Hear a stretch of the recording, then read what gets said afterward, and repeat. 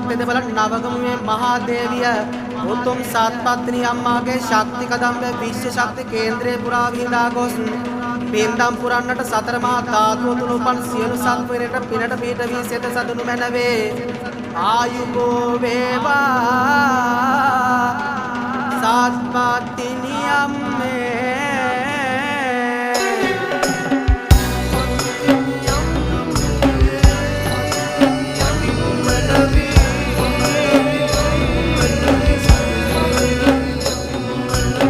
අවසර අරගෙන